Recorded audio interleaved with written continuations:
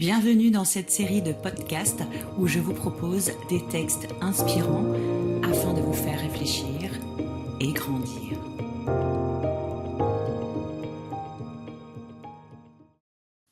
Le conte du petit jour qui n'avait jamais sommeil. En été, vous l'avez remarqué, les jours s'allongent,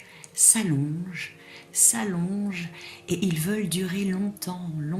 Ils ont du mal à s'endormir les jours, car ils ont tant et tant de choses à vivre, tant et tant de choses à voir, à écouter, à entendre et aussi à recevoir. Et si jamais le lendemain ne revenait pas, ni après-demain, qu'est-ce qui arriverait ?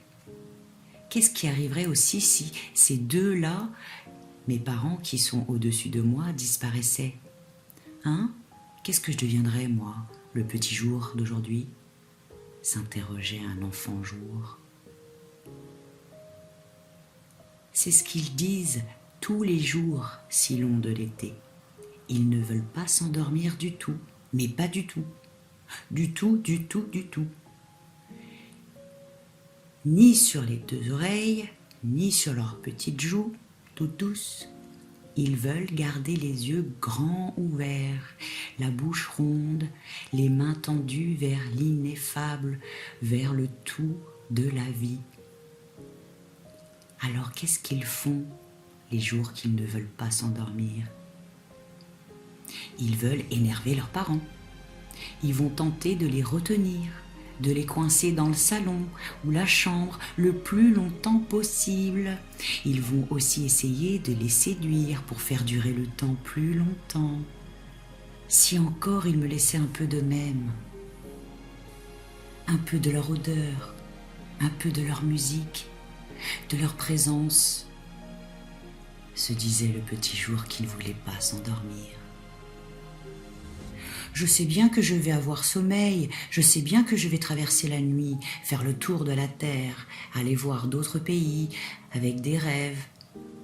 Parfois, j'ai un peu peur au moment du passage, juste au moment où je vais basculer du jour dans la nuit.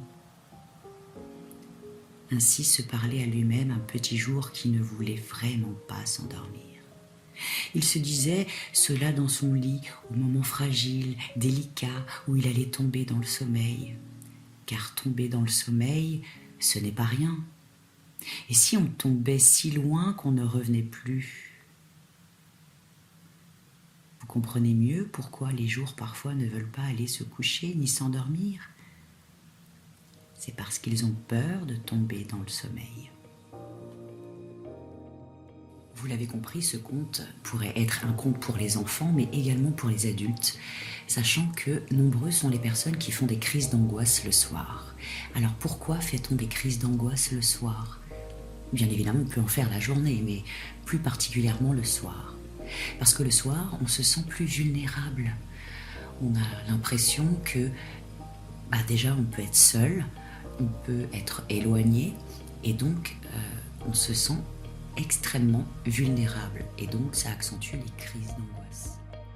Je suis Aurore Le Breton, sophrologue spécialisée dans la gestion du stress et du sommeil, et j'accompagne les femmes dévouées à leur travail à reprendre soin d'elles afin qu'elles soient actives tout en étant sereines.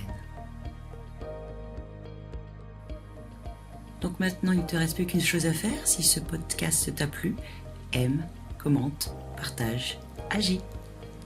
À très bientôt.